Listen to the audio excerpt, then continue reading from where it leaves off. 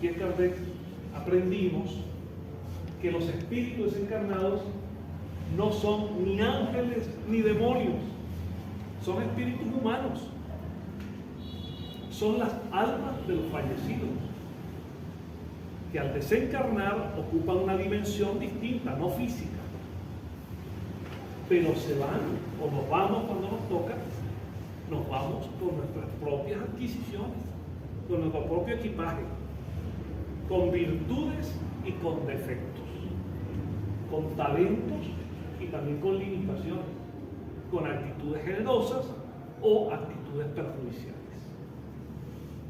Entonces, esa idea que había antes del espiritismo, de que ese limbo, ese mundo de alma, era algo en el que o todos eran ángeles o había demonios, desaparece a partir del espiritismo como una humanidad invisible que refleja la nuestra, o nosotros somos el reflejo de ella.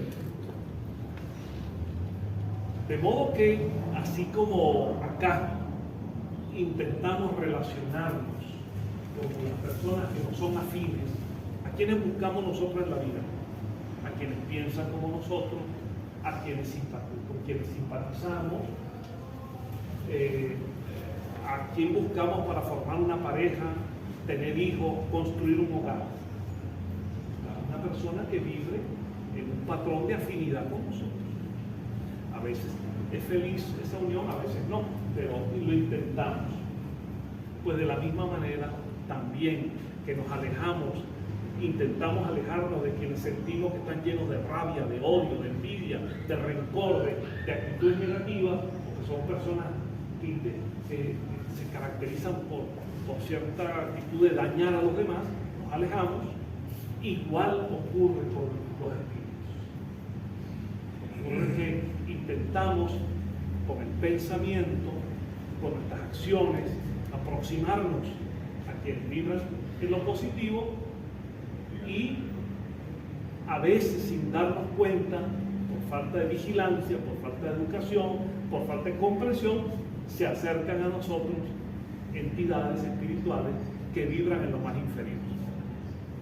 Y cuando ocurre eso, empezamos a hablar de obsesión, porque la obsesión es una influencia espiritual del tipo dañino, a diferencia de las influencias espirituales que son positivas.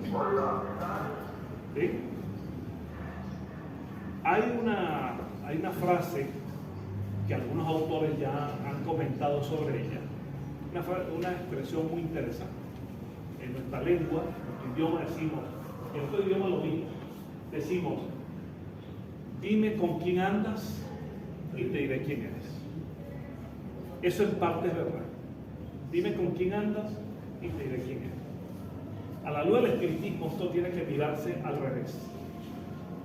Dime quién eres y yo te voy a decir con quién andas. Porque de acuerdo con tus pensamientos, con tus sentimientos, con tus acciones, con tus actitudes ante la vida, ahí depende la compañía espiritual que tengas. Entonces, dime quién eres y yo te voy a decir quién anda contigo. Porque el pensamiento es una fuerza dinámica que atrae lo que aproximadamente vibra en la misma dimensión, en la misma dirección. A partir de allí tenemos que preguntarnos, ¿qué es lo que cada uno de nosotros, es una respuesta personal de cada quien? ¿Qué es lo que yo atraigo hacia mí? ¿Qué atraigo? Cada uno tiene que hacerse esa pregunta. ¿Qué es lo que yo atraigo? ¿Yo atraigo gente buena o no tan buena? ¿Cómo están mis pensamientos?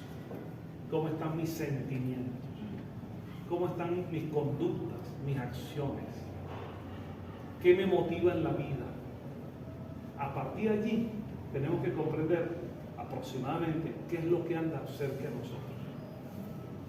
Porque atraemos por afinidad aquello que vibra en nuestra misma dirección. Y a veces, sin darnos cuenta, atraemos aquello que no es tan positivo. Entonces, en el estudio de la obsesión, comprendido que es una influencia espiritual negativa, desde la perspectiva espírita, luego les hablo un poquito de la perspectiva clínica, psiquiátrica, pero desde la perspectiva espírita, la obsesión se produce a partir de esas influencias. Bien, entonces, ¿cuáles serían, a la luz del espiritismo, las principales causas de la obsesión? Hay algunas que son fundamentales. La primera, y sin ninguna duda, es la baja pasión de la venganza. La humanidad todavía vive en una experiencia que yo llamo de la cultura de la venganza. Alguien que debe y alguien que cree que se la puede cobrar. Alguien que siente que le han hecho algo y espera el momento para cobrarlo. Y en esa cultura de la venganza se populariza de muchas maneras. Por ejemplo, entre nosotros acá en Venezuela es frecuente decir: te espero en la bajadita. Hay personas que su vida la reducen tanto a ver cómo se cobran, o como algunos dicen en mal castellano, cómo se desquitan aquello que él piensa que le han hecho, que a lo mejor se lo han hecho, pero viven solo para cobrarse aquello. Entonces todas sus posibilidades enormes de acción positiva en la vida las reducen mucho, porque vibran en la venganza. Cuando esa persona desencarna y sigue vibrando en esa dirección, puede seguir intentando cobrársela ahora desde el mundo espiritual. Y se produce una auténtica obsesión espiritual. Porque generalmente, y no, a la luz de la experiencia de la mediunidad, sabemos que muchas entidades espirituales provocan obsesión, causan obsesión a su víctima exactamente porque piensan que tienen que hacerlo porque eso es lo que les satisface. Y todo el que ha experimentado en el campo de la mediunidad sabe cuántas veces espíritus obsesores dicen: es que este me hizo tal cosa y ahora la está pagando. Mientras no se rompe el círculo vicioso de la venganza, el problema está allí. Luego les comentaré que hay una palabra mágica, que es la que debe ser la gran terapia de la desobsesión, que es el perdón. El perdón. Si no hay perdón, el problema continúa. Pero perdón de verdad. Porque hay gente que dice: yo te perdono, pero no olvido. Casi es lo mismo. Casi es lo mismo. El perdón auténtico es otra cosa. Bueno, entonces la venganza es una causa fundamental de obsesión que está detectada desde los tiempos de Kardec hasta nuestros días, como uno de los factores de la obsesión. En otro tipo de experiencia, otra de las causas tiene que ver con los pensamientos, antes de los pensamientos, con las conductas inadecuadas, con los comportamientos dañinos, negativos, en que las personas podemos incurrir, que van desde estar movidos por el egoísmo, el orgullo, la envidia, el resentimiento, los odios, hasta por ejemplo, los vicios, las adicciones. En nuestra experiencia clínica y espírita, un porcentaje alto de obsesiones tiene que ver con personas que cayeron en el mundo de las adicciones. No tanto en las que llamamos socialmente aceptadas, el cigarrillo, la comida de vez en cuando, no. Estamos hablando del alcoholismo en grado extremo, estamos hablando del consumo de sustancias psicotrópicas, estupefacientes, de drogas, para decirlo de alguna manera clara. Cuando las personas, por mil razones que no vamos a estar condenando a nadie, estamos tratando de entender, llegan a ese comportamiento, no saben, como los espíritas lo sabemos, que al lado de esa conducta social hay entidades espirituales que pululan, que vibran en su entorno y se satisfacen con eso. Y los mantienen en ese comportamiento, los mantienen así, impulsando esa conducta adictiva, porque son a su vez espíritus encarnados que fallecieron también en esa conducta. Y provocan tal tipo de obsesión, y se los digo por muchísima experiencia clínica, provocan tal tipo de obsesión que ni psiquiatra ni psicólogo pueden resolver eso. Porque además de factores orgánicos y sociales, hay un factor espiritual de por medio. Entonces, todo ese tipo de comportamientos son generadores, muchas veces, vamos a decir todas, pero muchas veces de obsesión. Y en general, los pensamientos. Los pensamientos pueden ser generadores de obsesiones que van, ya ahora hablaremos de eso, que son en distintos grados. Esos pensamientos que son negativos, en distintos ambientes, pensamientos que no son nobles, esos pensamientos atraen entidades espirituales que se imanan, que se afinizan, que se aferran a esas personas. Hay un campo aparte que puede estar dentro de la obsesión, que es el de las personas con facultades mediúmnicas que las realizan, las practican en forma desordenada. Eso es un campo muy amplio. Por ejemplo, aquellos que descubrieron que tenían facultades de mediunidad y se dedican a lucrar con eso y a cobrar, y hacen de eso un oficio o una profesión. En este tema nunca estará de más recordar la sabiduría de Kardec y de todos los grandes expositores espíritas, de León Denis, de Amalia Domínguez Soler, de Delán, de Geley, de Herculano Pires, de tantos. La visión espírita, la mediunidad es una experiencia humana, orgánica, virtual, colocada al servicio del bien, al servicio de la humanidad. No es una profesión. Recordando siempre la enseñanza de Jesús de que hay que dar de gracias lo que de gracias fue recibido. El espiritismo, y esto nos ha traído a todos muchos disgustos, hay personas que no les gusta que digamos esto, porque prefieren vivir, especular, explotar sus facultades. Facultades que de ser verdaderas generalmente terminan en fraudes y otro tipo de situaciones, porque la persona puede necesitar dinero pero los espíritus no. Y terminan en fraude. La mediunidad lucrativa termina generalmente en fraude. Pero una mediunidad además desordenada, que se presta no solo para cobrar, sino que se presta también para otras prácticas ritualísticas que llevan hacia lo que llamamos la brujería, la hechicería, este tipo de contexto de mediunidad ritualística atrasada. Eso lo que genera es entidades espirituales que se aferran a las personas y a veces invaden los hogares.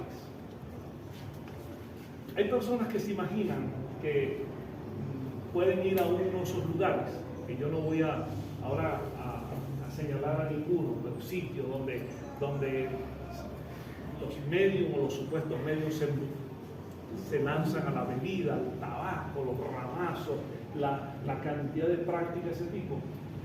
Y después, bueno, esto terminó, la noche para mi casa, donde está su familia, sus niños, no saben lo que se llevan con ellos. Y empiezan a producirse en los hogares situaciones diversas, desde efectos físicos, desde olores, ruidos o perturbaciones mentales que afectan a la familia.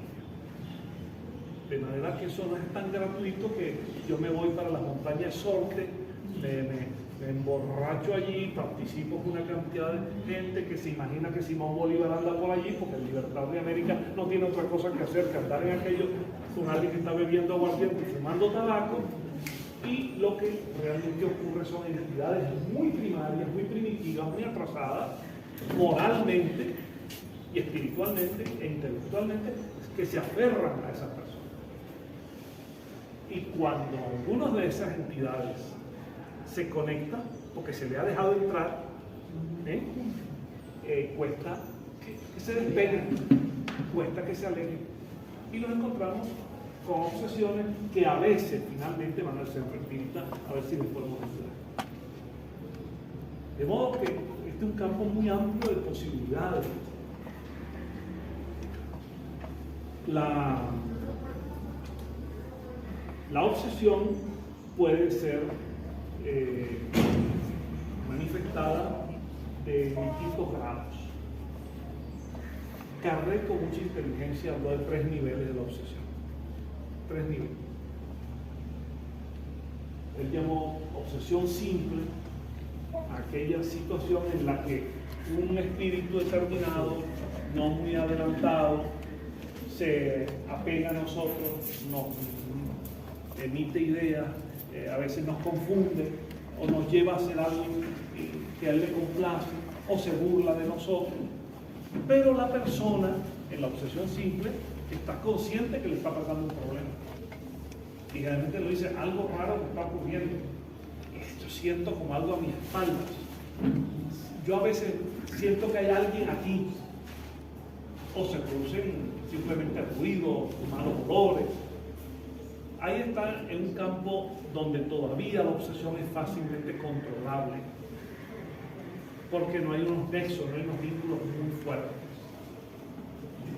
Pero si el problema aumenta, se hace más complicado, más complejo, y la persona no solamente participa involuntariamente, sino que le gusta aquello, y empieza a sentirse que esa influencia le agrada, colabora de alguna manera con esa influencia, Kardec nos dijo, entramos en una etapa que llamamos de fascinación. La persona se fascina con aquello, le gusta. Y ese espíritu o esos espíritus empiezan a decirle cosas para envolverlo. Por ejemplo, tú eres un gran científico, lo que pasa es que el mundo no te lo reconoce. Nosotros hemos visto en psiquiátricos personas con una cajita, una simple caja de madera, ahí el ICE. Yo vi un paciente una vez con una cajita de madera y él pensaba que eso era un transductor electromagnético que le habían dado los del planeta Ganímedes. Y estaba convencido de eso. Estaba en un auténtico estado de fascinación. O hay otros que llegan a un centro espírita o otro tipo de ambientes mediúmnicos y espíritus en ese ánimo obsesor le hacen creer que, mira, este grupo que no te cree mucho, pero tú eres la reencarnación de Platón, tú eres la reencarnación de Allan Kardec. No, si tú fuiste un sabio de los 7 sabios de Grecia, tú fuiste una que estaba allá junto con Cleopatra, y empiezas a creérselo.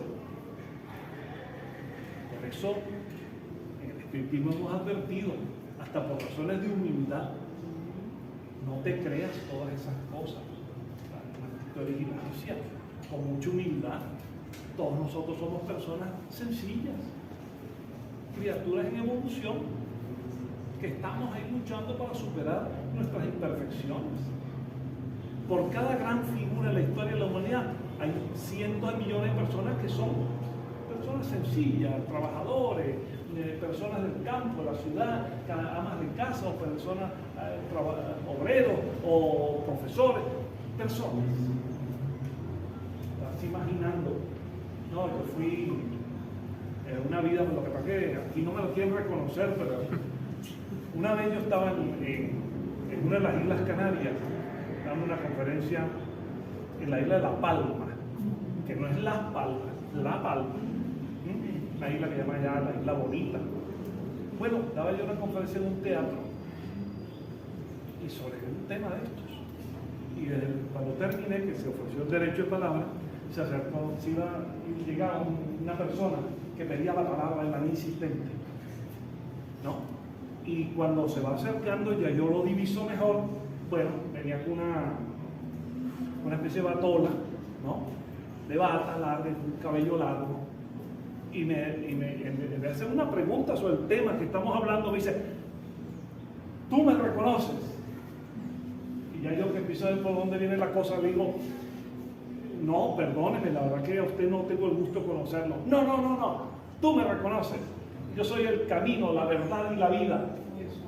Yo dije: otro más. Otro más. Y yo le digo: perdone, pero usted quiere hacer alguna pregunta. No, yo soy Jesús. Y tú tienes que dar fe de que soy Jesús. En aquel auditorio organizó un evento con un movimiento espírita de La Palma. Entonces, ante el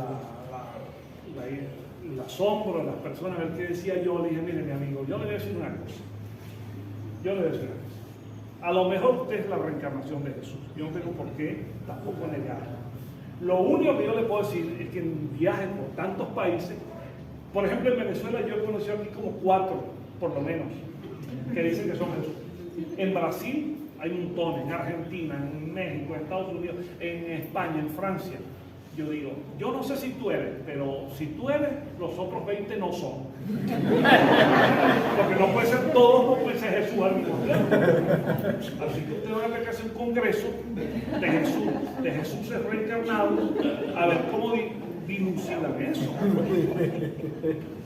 Bueno, esto que se los cuento, que es rigurosamente cierto, está ahí en internet de paso. Esto que les cuento es para demostrar cómo se puede descender en el nivel de racionalidad a llegar a creer esas cosas. En cambio, la lección de humildad, que es la que debemos sugerirle a las personas, empezando por los espíritas, que somos personas que estamos en este proceso. Todos estamos intentando avanzar, superando nuestras imperfecciones, nuestras limitaciones. Entonces dejémonos esas creencias, porque allí se acercan los espíritus que Kardec llamó burlones, y si les damos cabida, ahí estarán con nosotros para peores cosas. Entonces no dejemos la razón, no dejemos la racionalidad. Kardec decía: la fuerza del espiritismo está en su filosofía, al final del libro de los espíritus. Dice Kardec: la fuerza del espiritismo está en su filosofía, el llamado que es a la razón. O sea, aplicar de la razón no es exactamente lo que los espíritas queremos, sino utilizar la razón como instrumento de conocimiento para profundizar nuestros ideales. Hemos visto pues muchas situaciones de estas y tratamos de evitar que se produzcan a partir de allí obsesiones, tipo fascinación. Y un tercer nivel, más complicado todavía, más complejo todavía, en su sintomatología física y en su condición psíquica, es lo que Kardec llamó subyugación. Que eso es fuerte. Y para atender esos casos hay que tener incluso grupos muy bien formados, si es posible con la presencia de médicos, psiquiatras, psicólogos clínicos. ¿Por qué fuerte? Porque como la palabra lo dice, subyugación es un yugo que un espíritu, o varios, es una legión, un espíritu puede estar provocando sobre una persona al punto que ya no solo controla su pensamiento, lo ilusiona como en la fascinación, sino que controla psíquica y físicamente a la víctima. Son esos que entonces terminan yendo a los manicomios, a las instituciones para alienados mentales, que se creen Napoleón y entonces andan con la típica posición de Napoleón, con la mano en el pecho, o se imaginan que son personas y el manerismo, las maneras, las imitan y andan por allí con el pensamiento extraviado. Allí la complejidad es muy severa, porque empiezan a deteriorarse orgánicamente, mentalmente, y pueden llegar en algunos casos a la desencarnación. Estos casos son los que generalmente caen en manos de los psiquiatras. naturalmente la familia se preocupa. La familia dice, ¿qué hago yo con esto? Y en el caso de los psiquiatras, y lo digo con mucho respeto a todos mis colegas en este campo clínico, siempre en cualquier lugar en que hablo, a veces el tratamiento del problema es incompleto, por no decir que es equivocado, es incompleto. Porque el tratamiento psicológico es básicamente psicoterapia. Cuando la persona va al psicólogo es porque, bueno, es un problema personal, familiar, de interrelación de pareja, una fobia, un miedo, una manía, una pérdida de autoestima, y el psicólogo muy bien trata de recuperar para la persona su autoestima, su equilibrio mental, todo eso. Y muchos de ustedes, o algunos de ustedes quizás habrán ido a un psicólogo y sabe que es útil en determinados momentos, e incluso el psiquiatra. Pues ya pasó aquello de que uno va al psiquiatra y va a creer que uno está loco.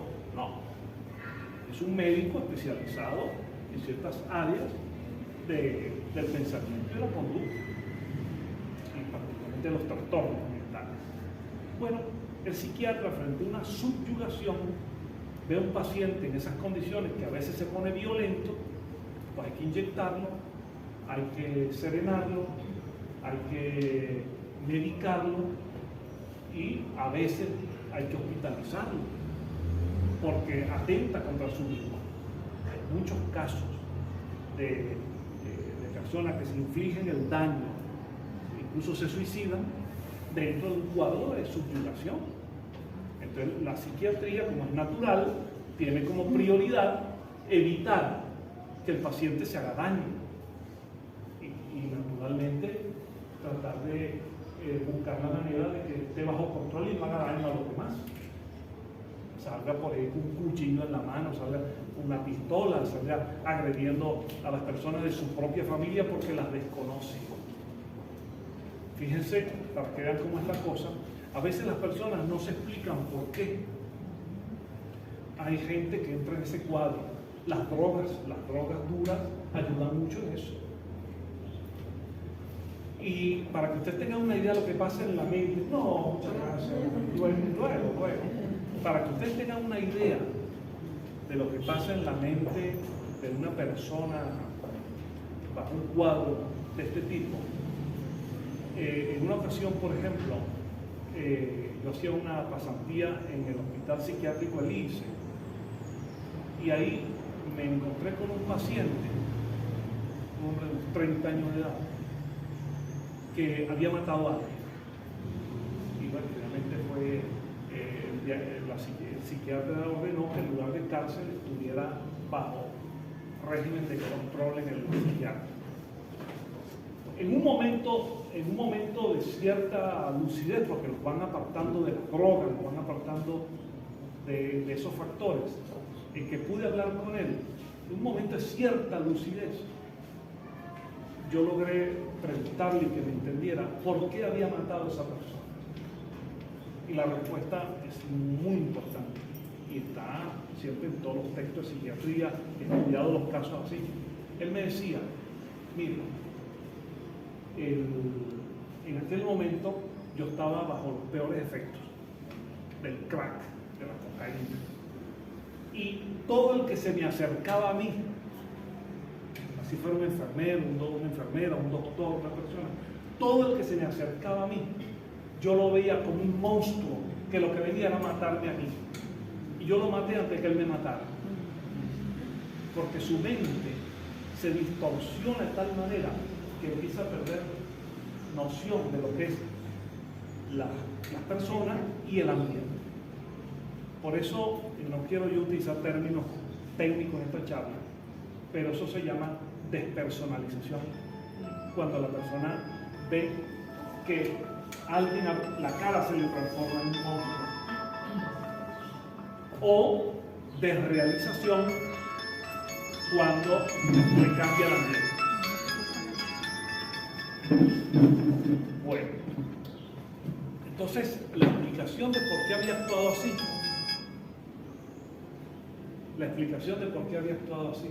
porque se percibía que todo lo que estaba ahí eran monstruos que lo venían a matar a él. y él mata por eso, como defensa. Imagínense entonces lo que pasa en la mente de una persona perturbada por las drogas, cómo se le cambian todas sus percepciones de las demás personas y del ambiente. ¿Qué hace la psiquiatría? ¿Qué tratamiento hay? Básicamente farmacológico, porque puede ser un tratamiento de psicoterapia, que es conversación, orientación, si el paciente no es violento, si no está en peligro su propia vida y la vida de los demás. Pero si es así, hay que sedarlo, hay que tenerlo bajo control, medicación. Hoy en día eso se ha avanzado mucho. Antiguamente se aplicaban electroshocks, hoy en día no, y las medicinas están logrando un efecto magnífico, pero no resuelven el problema. Y la mayoría de las personas que han sido diagnosticadas con algún tipo de demencia se convierten en personas que están como todo el día se eliminó y se casi sin esperar solución. Así como médico, cualquier otro campo médico, traumatología, cardiología, cualquier otro campo, la tasa de solución muy alta, lo que ha logrado la medicina en el campo psiquiátrico sigue siendo baja. Sigue siendo baja. Claro, dicen que es una caja negra lo que hay en ese cerebro, es difícil, bien, pero hay soluciones, pero pocas. Es aquí donde entra el enfoque espírita. Yo les puedo decir con criterio muy definido que hay miles de casos en todo el mundo donde a partir de la ayuda espírita, mediúnica, desobsesión, muchos son pacientes que estaban condenados a ser apartados de la sociedad y a no ser recuperados nunca. Esas personas fueron recuperadas y hoy en día tienen una vida absolutamente normal y saludable. Por eso decimos, por eso hay en Brasil, por ejemplo, hay hospitales psiquiátricos espíritas que son hospitales en el estricto sentido de la palabra, dirigidos por psiquiatras, no dirigidos por legos, no dirigidos por amigos, no, que tienen a su vez un centro espírita dentro del hospital psiquiátrico. Y según el problema, a veces los propios psiquiatras, muchos de ellos espíritas, aunque no todos, en los propios psiquiatras espíritas, no todos los psiquiatras son espíritas, pero muchas veces dicen, esta persona debe ir a la atención del centro espírita, como nos han enviado a nosotros en nuestra institución espírita cientos y cientos de personas. Fíjense, les voy a contar brevemente un caso del cual la profesora Yolanda y el profesor Víctor conocen. Hace unos cuantos años dábamos una conferencia un domingo, terminaba la conferencia, las personas se marchaban y yo me quedé hablando con otras dos personas del SINA y unas personas se quedaron porque querían hablar con nosotros. Era un joven de unos 19 años o 20, su novia y los padres de él, papá y mamá de él. Y los invitamos allá en el propio auditorio, no en el salón mediúnico, en el propio auditorio, un domingo, a que nos dijeran qué pasaba. Bueno, ese joven, en definitiva, había pasado por los problemas, las extrañas situaciones que le invadían, perdía la personalidad, se transformaba en otra persona, adoptaba conductas violentas, daba gritos que perjudicaban por todo el vecindario. Ellos vivían al final de la avenida Sucre,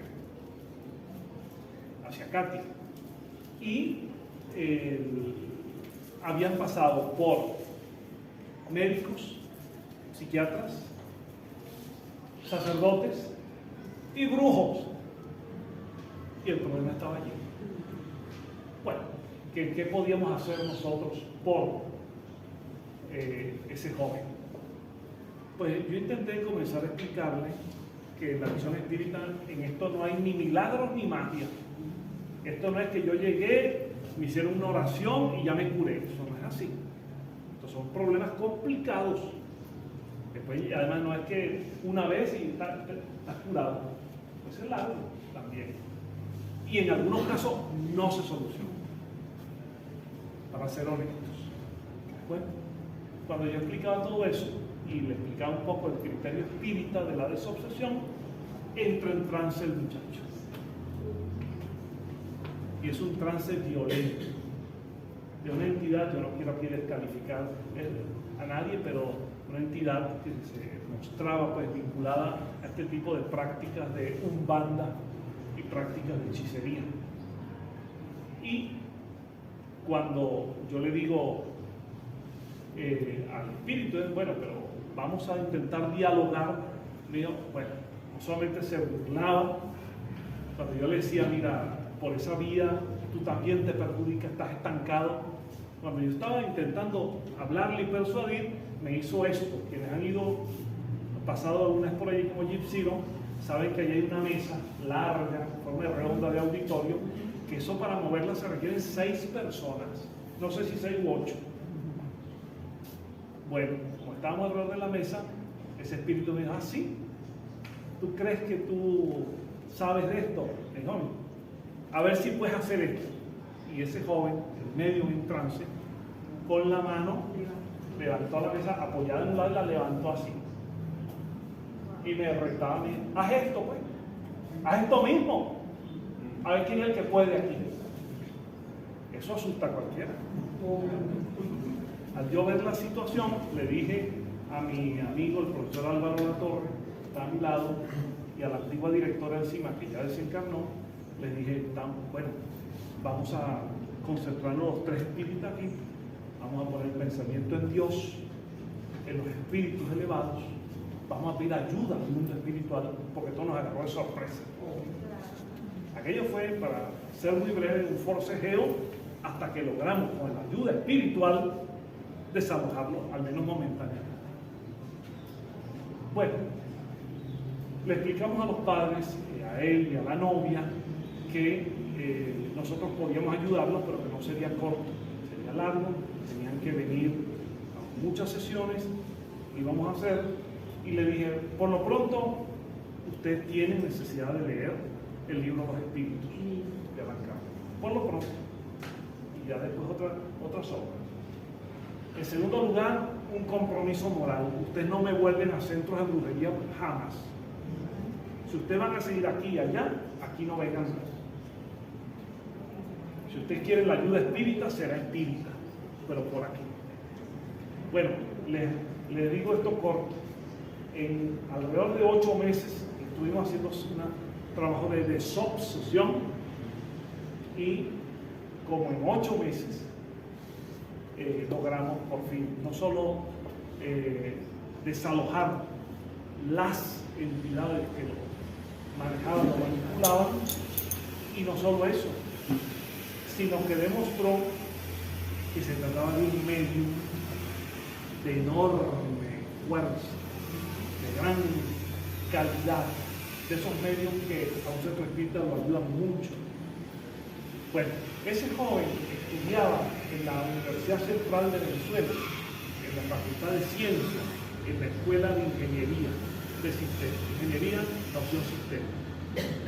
Quiero decirle que había sido apartado de la universidad por petición de los profesores, porque entraba en trance en la universidad, en el salón de clases, y provocaba un alboroto total.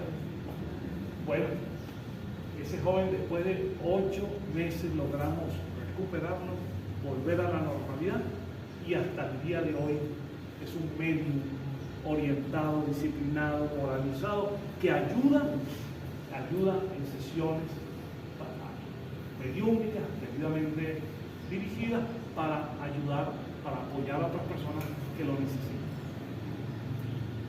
Y les cierro esto con una anécdota interesante. Pasan unos 5 años de eso. Yo lo veía de cuando en cuando en el grupo espírita, y en una oportunidad nos llega un domingo, y después de la conferencia pide la palabra, él, que nunca pedía, nunca hablaba, y saca de un paquete un libro, dice, quiero informar que aquí está mi tesis de grado como ingeniero de sistemas en la Universidad Central de Derecho.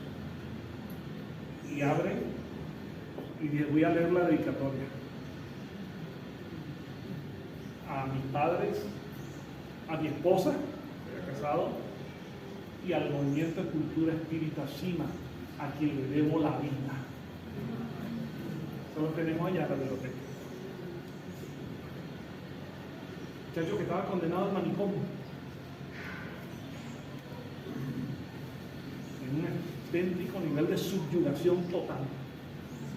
Es más, los querían expulsar de donde vivían porque en el vecindario se producían en las noches escándalos cuando entraba en trance. Ahí fueron sacerdotes de todo tipo y no podían con eso. Y esto me lleva a decirles que en materia de obsesión hay otros enfoques. Ustedes saben, por ejemplo, que los movimientos protestantes, evangélicos, pentecostales, por ejemplo, y otros parecidos, utilizan una suerte de exorcismos públicos, de pues, una fuerza ahí de palabras, de gritos, en el nombre de Cristo, para intentar aplacar aquello. A veces lo logran, porque al fin y al cabo es la fuerza del pensamiento, la acción, pero en un contexto de ritualismos que el espiritismo considera que son innecesarios. Por eso, mis amigos, les digo aquí, no lo tenga claro, cuando el espiritismo aborda esto, lo aborda no solamente desde el punto de vista de la mediunidad, la desobsesión, el estudio, sino también desde el punto de vista clínico. Y en el espiritismo no hay ni exorcismos, ni crucifijos, ni rituales, ni magias, porque la desobsesión es un acto de educación, es un acto de reeducación espiritual y es un acto de amor. Y siempre, como dije antes, la búsqueda básica es si hay un espíritu que está provocando aquello, si es por una razón de su inferioridad, pues habrá que apartarlo y sanar a la persona que lo ha traído. Pero fundamentalmente en otros tipos de obsesiones, la clave es encontrar por vía de explicación del entendimiento que haya reconciliación y perdón. Es la clave. El perdón es la terapia. Por eso Jesús insistía tanto en el perdón como herramienta del amor. El perdón. Porque mientras haya afán de conflicto, de venganza, de resentimiento, de que tengo aquí algo en contra tuya, siempre hay una posibilidad de malestar. Y si eso trasciende al mundo espiritual, el espíritu se mantiene en ese plano. Bueno, yo no quiero alargarme más en esta exposición, que apenas pretendía hacer unas palabras de amistad hoy, pero, por supuesto, si no lo considera conveniente, atiendo cualquier pregunta que ustedes quieran, ¿no? Pero quiero decirles que en un tema como este es donde el espiritismo muestra la clave de su enfoque, Si ustedes consultan en el libro Los Espíritus, encuentran, por ejemplo, un tema que está en el número 100 del libro Los Espíritus. El número 100 se llama la escala espírita. Eso es clave. La lectura de todo el libro, pero de eso es clave. ¿Por qué? Porque con la experiencia que tuvo Kardec, primero con las mesas y luego ya con los medios escribiendo, Kardec se dio cuenta que los espíritus son seres humanos desencarnados y cada uno está en un grado de progreso determinado. Y hay desde espíritus muy imperfectos que vibran con las bajas pasiones, muy carentes de moralidad, de intelectualidad, de espiritualidad, hasta los distintos grados que él fue observando en casos diversos, comunicaciones con espíritus, de espíritus pseudosabios, espíritus que van haciendo algo bueno, pero no todos, espíritus que hay momentos que están mejor que otros, hasta los espíritus puros que hemos hablado. En esa escala, que es un modelo pedagógico, no es tampoco que son 10, no es que sean 10 tipos. Carlos propuso un modelo para entendernos que hay un proceso de grados y que en el mundo espiritual están ahora los que antes estuvieron aquí y que pasado el tiempo nosotros estaremos allí y ellos estarán por acá en el proceso del flujo de la encarnación, desencarnación, reencarnación.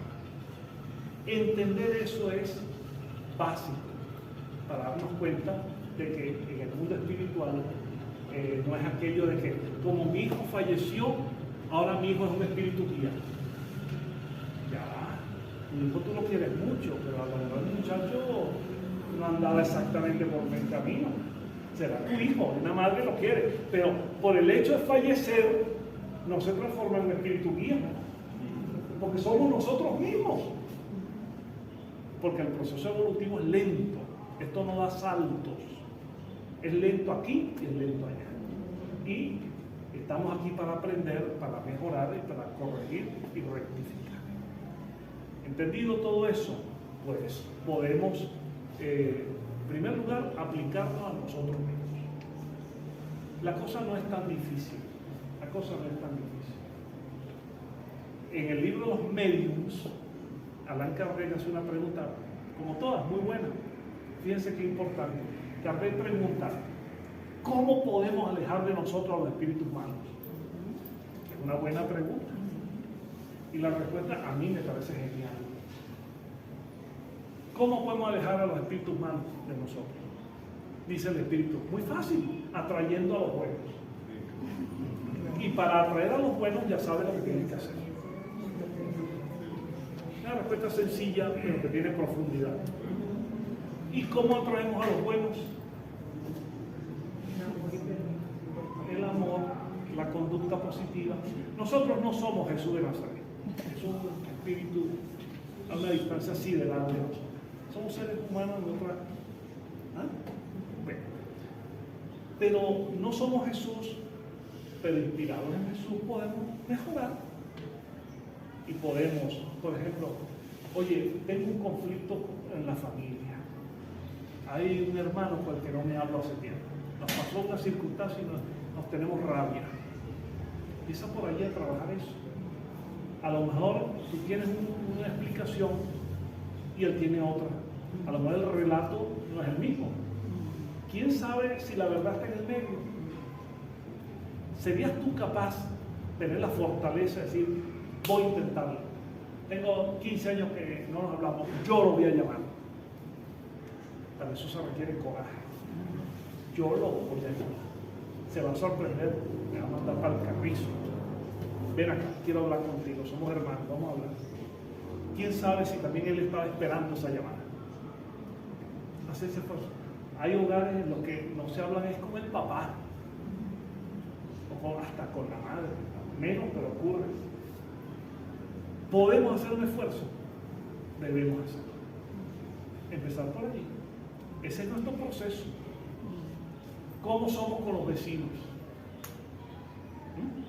¿Cómo somos con los vecinos? ¿Somos en general un buen vecino o somos de esos que ponemos una cara ahí de hostilidad? Que si vivimos en un edificio nos montamos rapidito en el ascensor y no esperamos al otro para no queremos que nadie se monte en el ascensor con nosotros. En lugar de decir, déjame aprovechar esta oportunidad para saludar al vecino, hablar algo en el trayecto. O somos los que cerramos el ascensor para que no llegue nadie. ¿Cómo somos? Ese es nuestro autoanálisis. Ese es nuestro autoanálisis. Y el trabajo, si lo tenemos, ¿qué hacemos? Somos unos trepadores.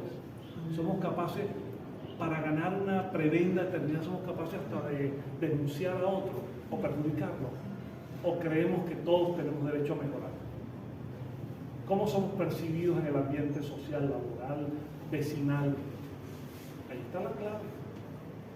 Nadie lo va a hacer por nosotros. Dios no se mete en eso. los espíritus dejan que cada uno actúe con su libre albedrío. Los astros no tienen nada que ver con eso. Que si la conjunción de Saturno está retrógrado, eso somos nosotros. Es muy cómodo atribuirlo a otras situaciones, pero es un esfuerzo personal. Ahí está la cosa que es difícil, es un esfuerzo personal. ¿Estamos dispuestos a hacerlo? La respuesta está en la conciencia de cada quien. Eso no hay para que echarle el cuento a nadie. Es un asunto personal, íntimo y privado. ¿No? De manera que es un esfuerzo y a partir de allí creamos una psicosfera, un campo espiritual positivo y lo vamos a disfrutar. Si no tomamos esa opción, bueno, será más adelante. Y si no es en esta vida, será más adelante. En una oportunidad estaba yo en un congreso en España, en una ciudad llamada Albacete. Un congreso llamado De Vida Después de la Vida, que se hace todos los años, reúne a más de 1000 personas. Y en esa oportunidad estaba yo invitado, había otros invitados y había un sacerdote francés que ya desencarnó. Un sacerdote que publicó un libro que está en español llamado Los muertos nos hablan. El doctor teólogo François Brum. Bueno, magnífico, el teólogo, ponía cosas, pero tuvimos el debate sobre el tema de la reencarnación, donde sostenía pues, la posición de la Iglesia Católica contraria a la reencarnación. Y tuvimos ese debate con las ideas de manera respetable y respetuosa, como debe ser. Bueno, como al final la cosa estaba ya un poco tensa, yo terminé mis palabras con él diciendo: mire, padre, yo no estoy preocupado con lo que usted piensa, usted es un sacerdote bueno, usted hace su labor positiva, no me reencarna. Bien, a mí no me importa.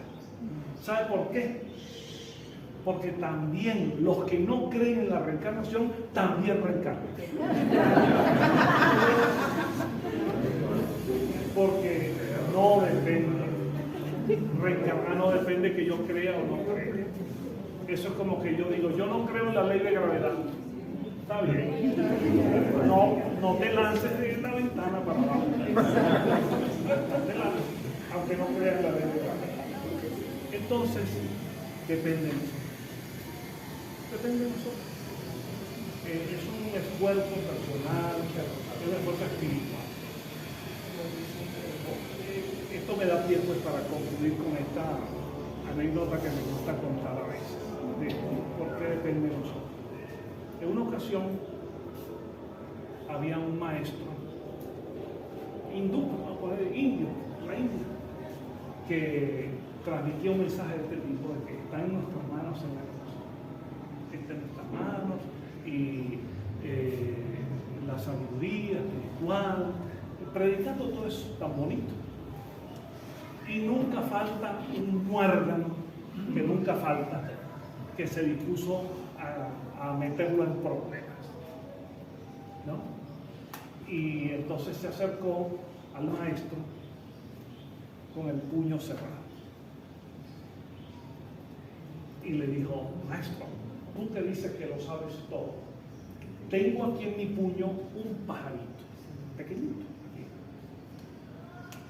Dime, ¿este pajarito está vivo o está muerto?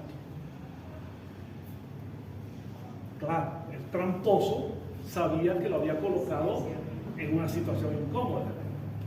Si el maestro le decía, el pajarito está vivo, con apretar un poquito, lo mataba. Y si el maestro decía, el pajarito está muerto, lo echaba a volar. Él dice, lo tengo atrapado. Aquí el maestro no va a tener solución. Y el maestro, después de pensarlo mucho, le dijo, todo está en tus manos.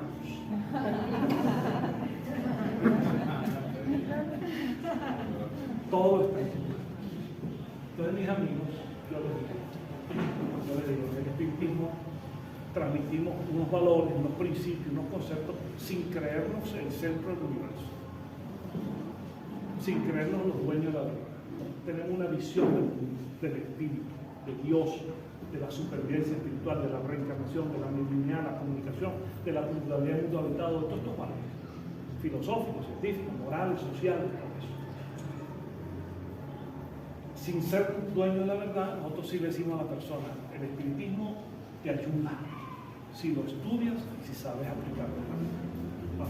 En definitiva, tú puedes esperar de factores exteriores mucho, pero al final todo depende de ti. Así que yo le digo, espero no desencantar a nadie con esto, la verdad está en las manos de cada uno. Proceda. Ahí se los dejo.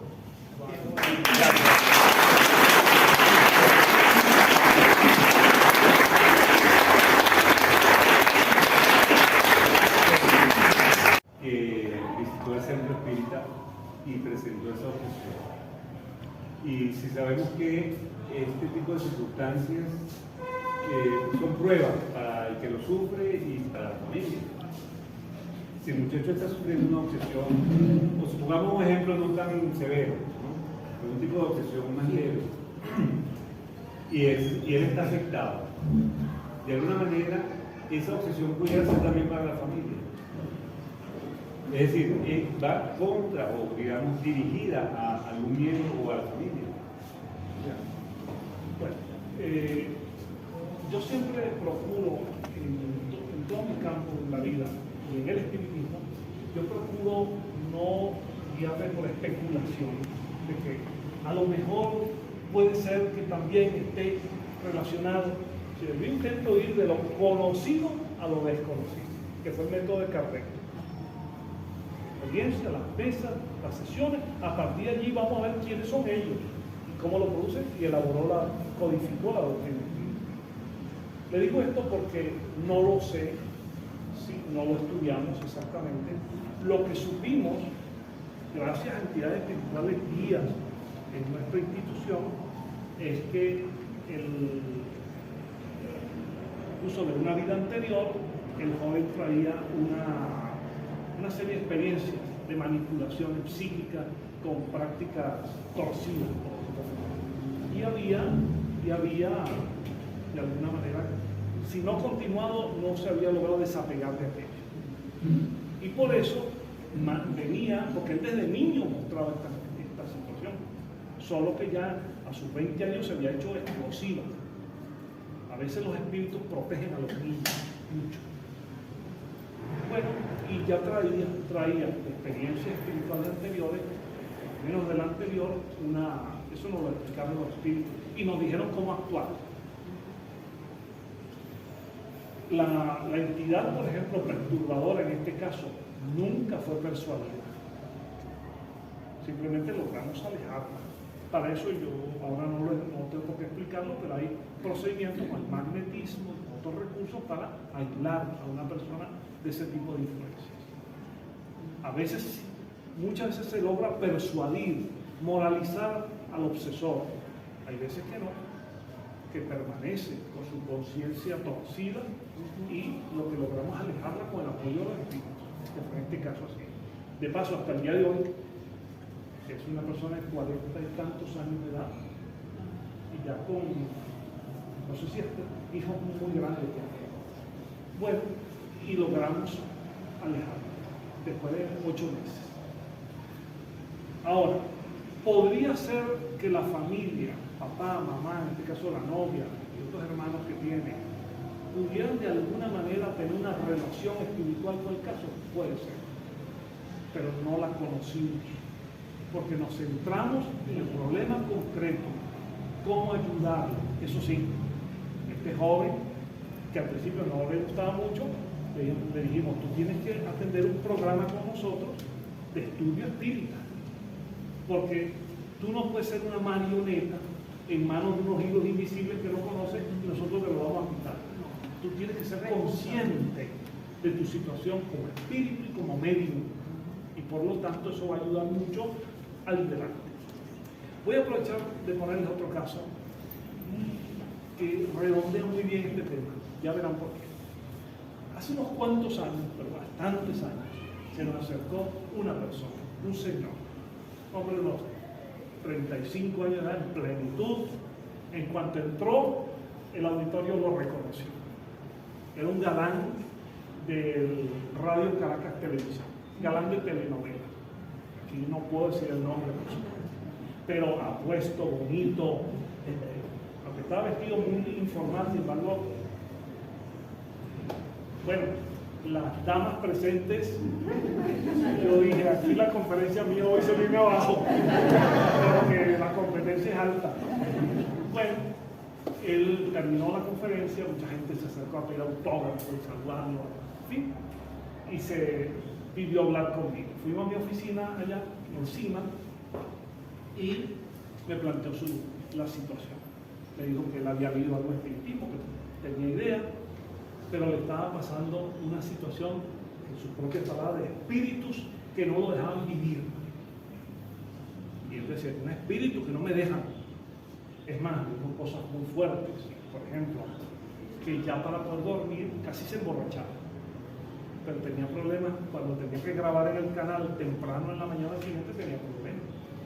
Ojeroso y con otros problemas, insomnio. Yo en medio de la conversación le pregunté si consumía. Me dijo que a veces, consumía drogas a veces. Y aparte de todo eso, un elemento central de su comportamiento es que era terriblemente mujeriego. A decirlo rápidamente, terriblemente mujeriego. El medio de la televisión y el cine a veces es favorable a comportamientos promiscuos y de esta naturaleza. Bueno, y él era además, es una persona muy entradora, que habla, en fin, tiene labia, como dicen por ahí. Bueno, el hecho concreto es que él me plantea el tema y dijo, ¿qué quieres? ¿Qué nos pides? Digo, ayúdenme a quitarme estos espíritus que me perturban, que me molestan. Yo los veo, oigo, sé que están perturbándome acá. Entonces le dije, ¿tú has leído a Kardec? Me dice, yo leí una vez algo del libro de los espíritus, hay que leerlo. Pero aparte de eso, leerlo para entender que lo que te está ocurriendo a ti, tú, que es el fondo de su planteamiento, tú no eres ajeno a eso. Tú no eres ajeno a lo que te está pasando. Fue cuando le expliqué un poco lo hablado de aquí, de que él mismo, consciente o inconscientemente, atraía aquello. Lo sabía. Entonces, una vez que le expliqué todo esto, le dije, mira, la obsesión no es que uno va por una calle y se mete en un espíritu malo. Eso es magia, eso no existe. Ninguna obsesión es totalmente inocente. Eso tiene causas, razones. Eso no es que los espíritus andan por ahí y se le pegan. Así. Entonces, hay factores y la persona atrae, consciente o inconscientemente, voluntario o involuntariamente. Le dije, mira lo que está haciendo con tu vida. Eres una persona con todas las posibilidades físicas para triunfar, eres talentoso, tienes un prestigio en el país, tienes posibilidades económicas. ¿Qué pasa? ¿Por qué la bebida? ¿Por qué la droga? ¿Y por qué esa promiscuidad? Bueno, él me dijo que una cosa con la otra, y me dijo, yo le dije, la única manera que te podemos ayudar es que tú te autoayudes, porque toda esa obsesión en el fondo es autoayuda. Así como hacemos en hipnosis, toda hipnosis en el fondo es autohipnosis. Toda obsesión en el fondo es autoobsesión, porque lo permites y dejas que entren a gente externa, espíritu. Le dije, mira, nosotros te podríamos ayudar siempre y cuando tú seas capaz de seguir un programa que nosotros te vamos a plantear de recuperación. ¿Y en qué consiste el programa? Tienes que empezar a estudiar doctrina espírita para que tú comprendas, entre otras cosas, el lugar donde has venido. Segundo, no te vamos a cobrar un céntimo, no tienes que pagar nada, porque me asomó lo del pago. Aquí no pagan ni un céntimo. Todos los que estamos aquí somos personas que vivimos de nuestro trabajo. Esto es un voluntariado. Aquí nadie percibe un céntimo, que es lo que corresponde a la ética espírita. Le dije, ahora viene la parte tú tienes que empezar un programa de superación de la droga. Tienes que empezar un programa de superación del alcoholismo. Si no dijo que no era un grado extremo, digo, quizás Alcohólicos Anónimos te puede ayudar, o tú mismo. Hasta ahí él decía, bueno, yo podría intentarlo, tienes que hacerlo por tu bien, por tu salud, por tu vida. Y vino la parte difícil. ¿Cuál? Él me dijo, pero no me lo de la... Esa vez sí que no, pues esa vez sí. Y quiero que se marchó, esa vez se marchó 2 horas de conversación, desenado, desilusionado. Yo me lo encontré muchas veces en el canal y cuando cerraron el de Unión Radio, he trabajado tantos años, y hola, y tocamos. Se marchó decepcionado de nosotros. Porque algo que le pedíamos es que si quieres que te ayudemos, tú comiences por autoayudarte. Yo le digo a los dirigentes de los centros espíritas, a los dirigentes, nunca prometan, primero no estén prometiendo grandes cosas. Digan, el grupo lo va a intentar. Nunca se comprometan a solucionar nada en nombre del espiritismo, porque eso no está siempre en nuestras manos. Y en segundo lugar, es obligatorio decirle a la persona, si quieres que te ayuden, te autoayudas. Vamos a rectificar conducta, poco a poco vamos a empezar a mejorar. Si no está dispuesto, es inútil. La situación va a continuar. Así que con esto he querido decirles que no siempre la solución está ahí. Ahora, cuando se dan las circunstancias favorables, con el apoyo espírita, el apoyo médico, psicológico, la familia, los valores, logramos recuperar a las personas. Y por eso el aporte del espiritismo es muy importante. Gracias. Diga, por favor. Buen día, profesor. Me gustaría que profundizara sobre el vínculo de reencarnación y obsesión, ¿no? Porque entiendo que no es, por ejemplo, el caso del relacionamiento en lo cotidiano, familiar, entre parejas, etc. Sino que también qué pasaría, por ejemplo, en el caso de guerras, pues, hasta dónde, cuál es el alcance, por ejemplo, el fenómeno de la venganza, ¿no? O sea, desde el punto de vista de la reencarnación, que alcanza a vivir. Bueno, no sé si pueda, menos esta hora, pero su planteamiento es muy de fondo. Yo no quería meterme en eso y he querido abordar la obsesión casi de una perspectiva individual. Pero obviamente vivimos en una sociedad, vivimos en una humanidad donde esta es una ocasión en que estamos acá, pero donde hemos estado muchas veces, ¿no? Y se forman nexos, vínculos colectivos. Estamos ante un problema muy complicado. A veces una obsesión, como usted lo asoma, una obsesión puede tener que ver con procesos reencarnatorios anteriores y además vinculados a otros seres espirituales. Entonces, ¿qué hacer frente a eso? Cuando se hace la tarea, la desobsesión, hay que estudiar a fondo el caso antes de emitir opinión. Siempre le pido a una persona que ya al centro espírita con problemas, con síntomas determinados, le pregunto a qué médico has ido. No, todavía no he ido al médico. Anda al médico. No puedes pagar privado un hospital, que te hagan un internista, que te hagan un médico general, un primer chequeo, para no confundir una cosa con la otra. Y después ya escuchar el relato, atender mucho a los detalles. ¿Desde cuándo empezó esto? ¿Te afecta a ti nada más? ¿Tienes familia que está afectada por esto? ¿Sientes que el caso está vinculado a la familia? Y empezará, antes de ir a una reunión médica, estudiar todo eso. Y nunca olvidar que un centro espírita de verdad, para funcionar adecuadamente, necesita un amparo espiritual. Un centro espírita generalmente van apareciendo aquellos espíritus guías, orientadores, benefactores, que siempre están ahí a la hora de la sesión mediúnica, son evocados o vienen y apoyan el trabajo. El director de sesión mediúnica no debe trabajar en solitario, actuar en solitario, debe encontrar su equipo de colaboradores y también su equipo necesario espiritual. Porque en esta tarea ayudamos a los encarnados y ayudan mucho a los desencarnados. Un centro espírita debe tener su apoyo espiritual y a la hora de una dificultad poder lograrlo. No se puede ir a la mediunidad o a la desolación sin contar con el apoyo espiritual. Y siempre el pensamiento elevado, el pensamiento en Dios, en los valores elevados, en Jesús, en los maestros de la espiritualidad, en Kardec, para generar una protección. Entonces, realmente lo que usted dice es uno de los campos, ¿no? La obsesión y la reencarnación. Hay casos de espíritus que vienen en homicidios recíprocos de varias encarnaciones.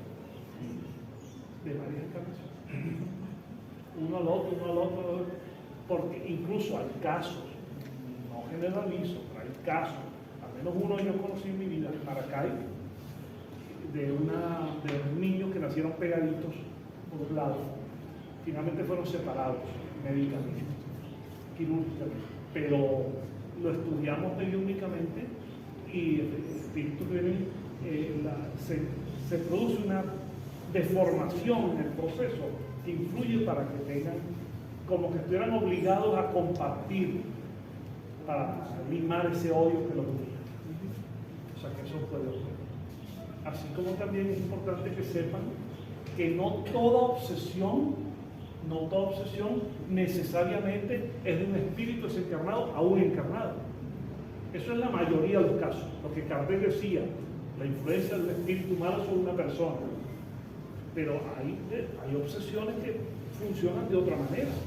Por ejemplo, hay obsesión en que el obsesor es el encarnado y la víctima es encarnada. Y es hasta fácil de explicar. Una persona, una pareja, un matrimonio, muchos años, y desencarna el Señor. Bueno, si la mujer sabe hacer su duelo, sobrellevar aquello, entenderlo, llevar su dolor, porque el dolor es algo, seremos muy espírita, pero eso duele. Cuando es una pérdida física, el espíritu continúa, pero físicamente es una pérdida. Cuando perdemos algo por desencarnar, eso duele. Y en el espiritismo nadie ha dicho que eso no duele. Duele, se sufre, se vive, pero la persona no se muere con el que murió, por decirlo de esa manera. Lo que sabe seguir adelante y siempre con el inmenso amor que le dio a todos. Pero hay personas, en este caso, que he conocido más de uno, de la mujer, por ejemplo, digo a la mujer, podría ser al revés, pero permítame que las mujeres son más inteligentes que nosotros y aceptan que uno lo diga así. Hay mujeres que murió el Señor y entra en un cuadro casi histérico, su dolor se transforma en un llanto total, permanente, patológico, y entonces cada vez que recuerdan al Señor, en lugar de mandarle un beso, amor, contar sus cosas, sus intimidades, recordar cosas bonitas, es un reclamo. Mira, me has dejado sola, mis hijos están pasando problemas. ¿Por qué me has abandonado?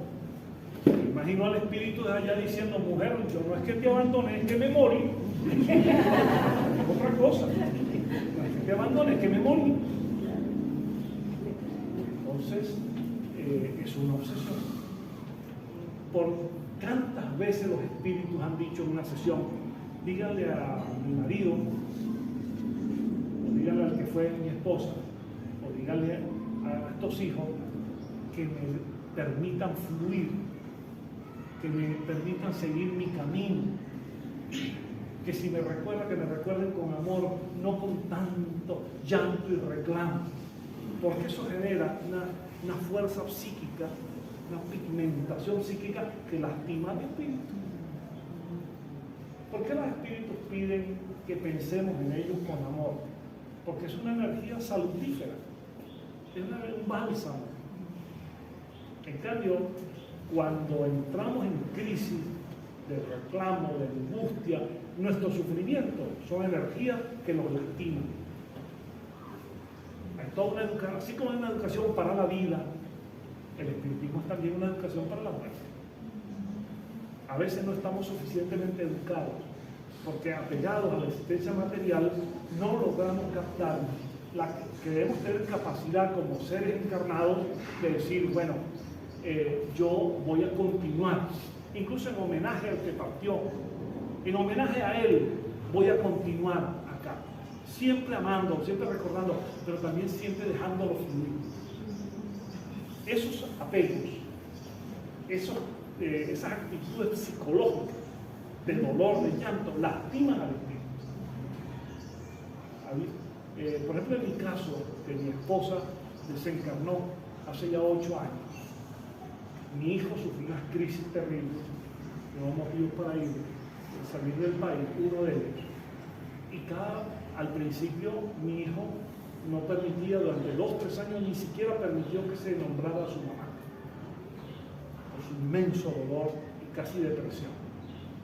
Y con el tiempo, apegado a él, durmió conmigo 4 años agarradito de la mano. Y con el tiempo, eso pasó, empezó a decirme, mami, sabía mucho de la computadora. Sí, y así. ¿Qué hacemos hoy en día?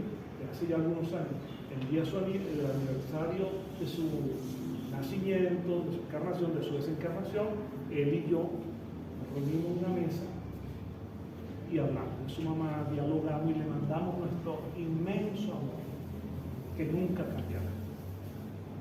Eso, únicamente lo he recibido, eso al espíritu lo ayuda, lo alivia, lo hace sentir bien. Yo siempre recomiendo, vivan su duelo, hay un proceso de sufrimiento inevitable, pero trasciéndanlo hacia una situación en la que el pensamiento nuestro es de amor y positivo, y no de llanto ni de reclamo, porque eso es una obsesión de encarnado a desencarnado. También ocurren las obsesiones entre desencarnados, aquel que falleció porque este lo mató, y allá en el mundo espiritual, cuando este llega, le dice, te estaba esperando en la bajadita. Y ocurren en el escenario espiritual. Así, y ocurren acá entre encarnados. Es un proceso muy complejo. Lo que hay que quedarnos es con la idea de que nuestro pensamiento, nuestros sentimientos, nuestras conductas, en la medida que sean mejores, estaremos más libres de obsesiones. A mí había levantado la manito. En la parte de obsesión, un espíritu que reencarna una y otra vez en un oficio o en un proyecto, trabajo X, eso también se podría catalogar de obsesión, ya que el espíritu no está avanzando a otro nivel.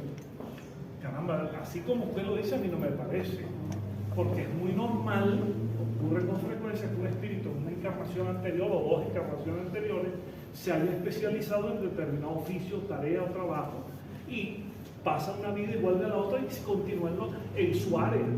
Eso no me parece obsesivo.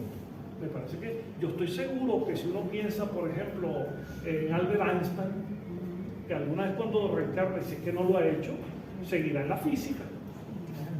No estoy seguro que Beethoven o Mozart, al reencarnar, si es que no lo han hecho, seguirán en la música, porque ese es su mundo, su pasión. Yo eso no lo veo, yo lo veo positivo, sin transformarlo, por supuesto, en una especie de fijación. Eso es una fijación. Yo lo único en esta vida y en todas las que lleguen, voy a hacer esto. El mundo cambia. Esto no es una película repetida. Pero si alguien tiene pasión por un oficio, una profesión, lo normal es que así como en esta vida se perfeccione, en otras vidas continúe por un sendero que conoce. No lo veo mal. Ya, ella ya.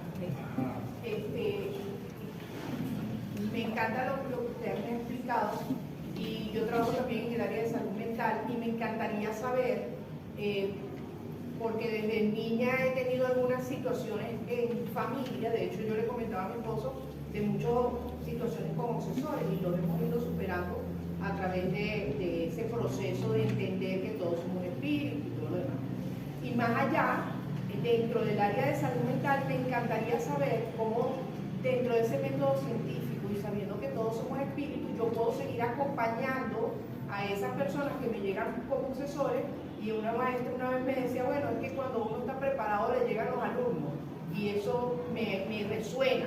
Más allá, cómo ir equilibrando que esa energía yo la pueda seguir poniendo al servicio sin que me afecte a nivel de salud, porque me he visto en situaciones de vida y muerte cada cierto ciclo, y es que algo me falta aprender para seguir estando en servicio, pero sin que me afecte en lo individual. Sí. Ya hay afortunadamente buena literatura sobre esto. La mayor parte está en portugués, esa es la verdad. Generalmente en Brasil, donde el movimiento espírita es inmenso, y hay pues también muchísimos escritores, pensadores, hay universidades espíritas. Por ejemplo, ustedes la pueden buscar en internet. Yo he dado charlas, incluso clases, en una universidad que está en Curitiba, se llama Campus Universitario Becerra de Venecia. Yo he dado charlas en las clases, aulas de clases, una universidad cuyas carreras son a 5 años. Es una universidad química que tiene pocas carreras. Entonces hay mucha literatura, mucha bibliografía. Por internet es una buena vía. Y que usted se vincule a páginas de instituciones espíritas, hay asociaciones de médicos espíritas, hay mucha gente trabajando en este campo. Y hay ya publicaciones con resultados clínicos y dan la metodología, la forma de trabajo. Yo he dado seminarios sobre eso. Eso sí que requiere al menos 2 o 3 días para orientar la teoría y la práctica sobre eso. Pero yo me permito sugerirle que me encanta su afán de formar y su deseo de entender mejor para aplicar lo que usted potencialmente tiene, ganas de ayudar por esta vida. Si adquiere unas herramientas mejores, le van a hacer de mucha utilidad. Y en el campo de la psicología hay libros que podemos leer también. Por ejemplo, yo voy a una conferencia el domingo de psicología.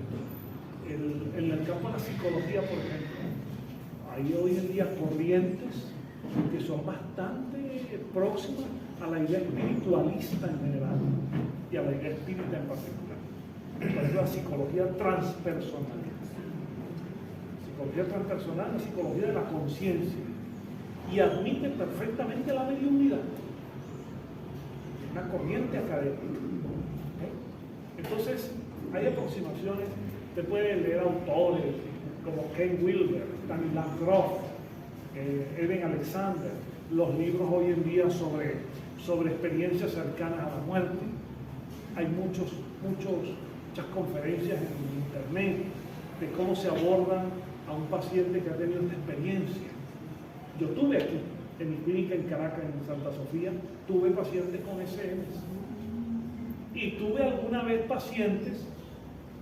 pacientes que yo creía que mi trabajo iba a ser clínico, hasta conductista, y la situación me llevó a decirle, mire, hay un movimiento espírita que está allí en el centro de Caracas, vaya por allí. Yo creo que en lugar de estarme pagando aquí una consulta, vaya allí que es gratis de paso. Y ahí se quedó la persona, las personas. O sea, le sugiero lectura, le sugiero internet, póngase en contacto con instituciones, eso es muy interesante. La gente, por ejemplo, no sabe que hay muchas cosas. Hay gente que se imagina que el espiritismo es una cosa muy reducida, un grupo de personas. Es un movimiento mundial muy grande, hay de todo. Por ejemplo, en Inglaterra hay toda una universidad para la formación de médicos, que es el Arthur Findlay College. Eso tiene rango universitario y toda la carrera es para formar teórica y prácticamente a personas con facultades periodísticas. Está reconocido por el Ministerio Británico. Y así mucho. Hay que buscar. Acuérdense, buscar y encontraréis. Johnny. Profesor, excelente conferencia, creo que ha trabajado bastante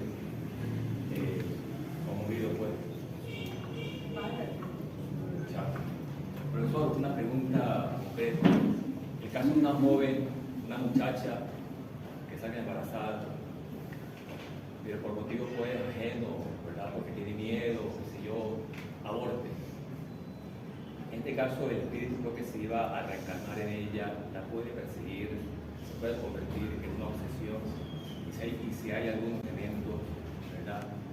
Para que en ellos haya algún pacto, una tregua, donde ella posteriormente, ¿verdad?, lo pueda otra vez dejar venir. Esa es una gran pregunta. Una gran pregunta que hoy apenas le diré algo muy brevemente. Tengo que partir por decir que en líneas generales el espiritismo nos invita a que se piensen de alternativas distintas al aborto. Para nosotros, la perspectiva médica, social del aborto, tiene que ser entendida sobre todo por la lente espiritual. Hay un espíritu reencarnado. En líneas generales, el aborto es una práctica inconveniente para la evolución y genera problemas de todo tipo, incluyendo obsesión, como usted lo sabe. Ahora, no es absoluta la respuesta.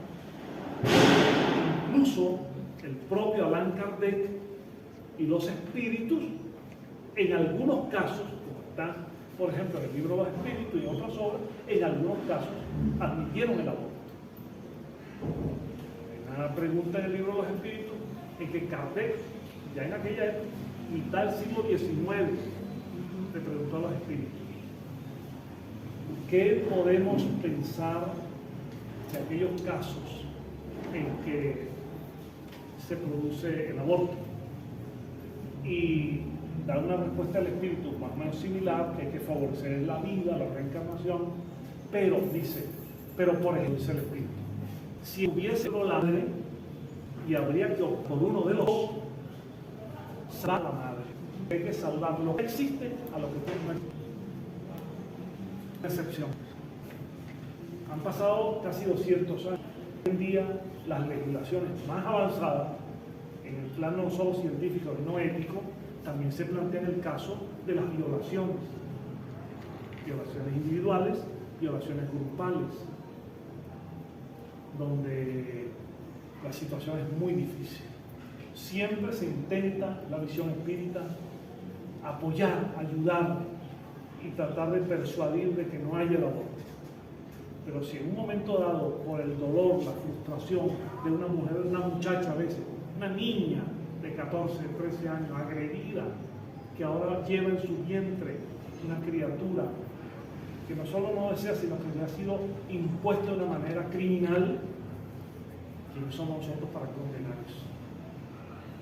¿Quién va a lanzar esa primera piedra? Más que condenar, hay que entender. Repito, siempre intentando favorecer la vida. Pero así como Kardec mismo se dio cuenta de una excepción, podría haberlo hoy en día. Es más, quiero decirles que la Iglesia Católica, por ejemplo, ya saben dónde van a comprar. Ya saben dónde es la compra. Bueno, la Iglesia Católica, por ejemplo, ha otorgado licencias especiales con toda la posición firme que tiene. Ocurrió una vez con un grupo de monjas en un país llamado Bosnia, donde soldados serbios, en una guerra terrible que hubo allá en los Balcanes, soldados serbios embarazaron a las monjas de un convento. Eran 10 monjas embarazadas. Y por una licencia especial, el Vaticano autorizó el aborto.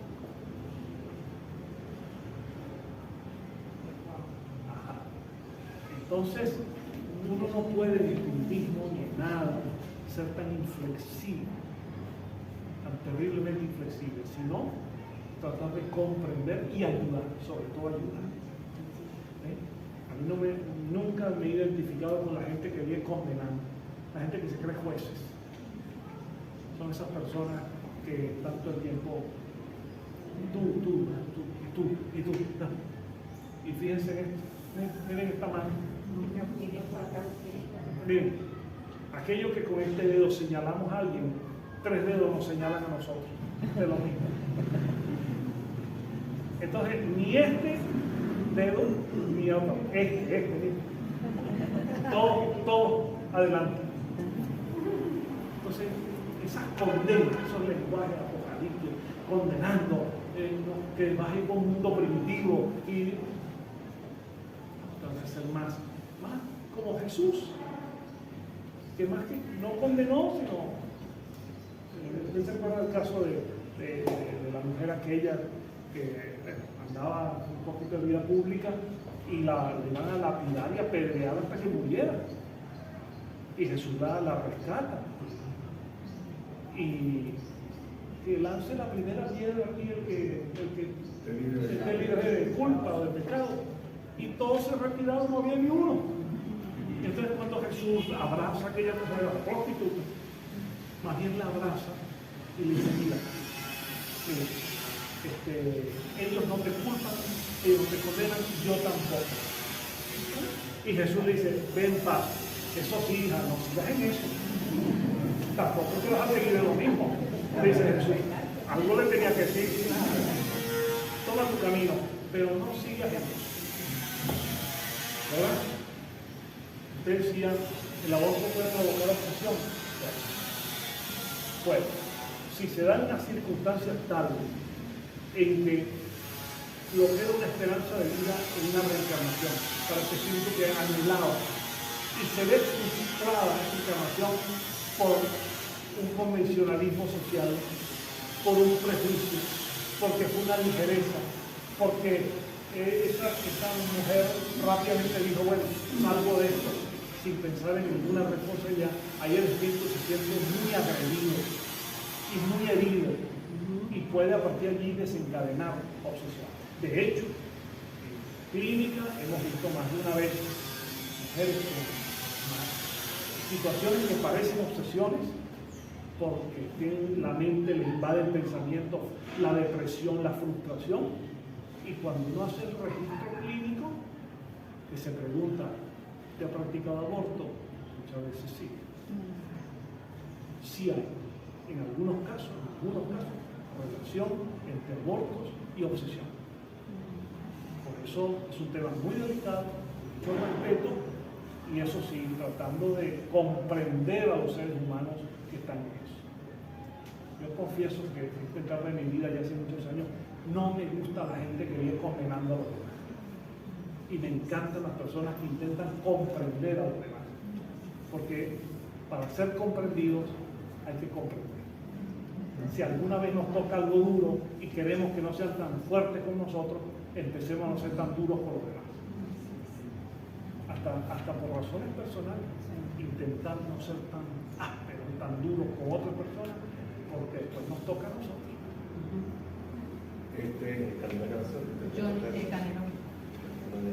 ¿Quién iba a tomar la palabra? Muy buenas tardes, queridos hermanos. Bienvenido, doctora Cruz. Ha sido usted muy amplio en su explicación sobre el tema de la obsesión. Tengo por aquí una pregunta, quizás sea dos. La primera es, la obsesión podría ocasionar enfermedades físicas. Y esta, a su vez, como usted explicó, hay otro tipo de obsesión. La es emanada por los espíritus y la otra personal. ¿Cómo podríamos nosotros diferenciar una a la otra? Ustedes lo que me están lanzando, como decimos en el béisbol, es la bola a 100 millas. Usted fue un catcher. ¡Caramba! Están lanzando esa bola a 100 millas. Miren, ese es un tema. Ahí yo les he traído de obsequio para la biblioteca un ejemplar, no sé dónde lo puse, pero por ahí lo traía. Algo que quedó en la casa. El libro, un ejemplar de mi libro Los Fundamentos del Espiritismo. Allí tiene un capítulo entero sobre la obsesión y hablo de ese tema, la parte espiritual, la parte clínica también, en el capítulo de la obsesión. Les he traído un libro de obsequio para que el que lo quiera consultar. Bueno, hay estudios de muchos autores, investigadores, muchísimos médicos en esta materia, psicólogos, espíritas, que han tratado de correlacionar la obsesión propiamente espiritual de la obsesión en sus sintomatologías orgánicas y qué posible relación hay entre ellos. Es un mundo complejo. En clínica se define obsesión como la conducta en la cual hay en la mente de una persona hay como una interferencia y se dedica a una idea fija, insistente. Tiene la obsesión porque está monomanía, con una sola manía, una sola idea, está en obsesión. No tiene nada que ver con lo espiritual, en principio.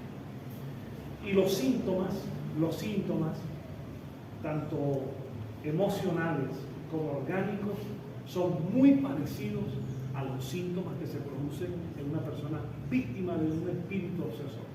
Por eso que el asunto es delicado, ¿cómo diferenciar aquello? Igual que en la mediumnidad, ¿cómo diferenciamos un trance anímico y un trance mediúmnico? Es otro asunto. Los síntomas se parecen mucho. Fíjense, se lo voy a poner de esta manera. Kardec nos planteó en un magnífico esquema: obsesión simple, fascinación, subyugación. En los manuales de clasificación de enfermedades mentales se plantea un esquema también tripartito. Se habla de neurosis, psicosis, esquizofrenia. Y cuando uno estudia las dos situaciones, se da cuenta cómo se relacionan. Por ejemplo, la neurosis es un trastorno del pensamiento y a veces con algunos comportamientos, que tiene la característica básica de que el que está neurótico o mostrando conductas neuróticas sabe que está así, porque tiene autocrítica, no la pierde. Y dice, bueno, ¿qué me pasa? Porque estoy yo haciendo esto, ¿no? Por ejemplo, una neurosis fóbica. Hay gente que tiene miedo a bañarse en el mar, porque en su mente está que se va a ahogar o que va a pisar algo dañino, se va a enfermar y se priva del placer de bañarse en el mar. Está en un auténtico miedo irracional, porque si uno toma los cuidados del caso se va a bañar en el mar, ¿no? Hay, por ejemplo, neurosis en los cuales hay forma de obseso compulsiva. Yo he tenido algún caso de un paciente, persona que cuando me llegó yo le vi las manos y le dije, lo que usted viene a consulta es por sus manos, pues yo no soy dermatólogo. Digo, no, pero tiene que ver. ¿Qué pasa? Una persona con una obsesión, está hablando de neurosis clínica, sin espíritus, salvo el espíritu de la persona, y las manos rotas porque está con la mente fija de que sus manos están llenas de bacterias. Y entonces van continuamente a lavarse y terminan rompiéndose las manos. Es una neurosis obseso-compulsiva, una idea obsesiva, una compulsión que es lavarme las manos.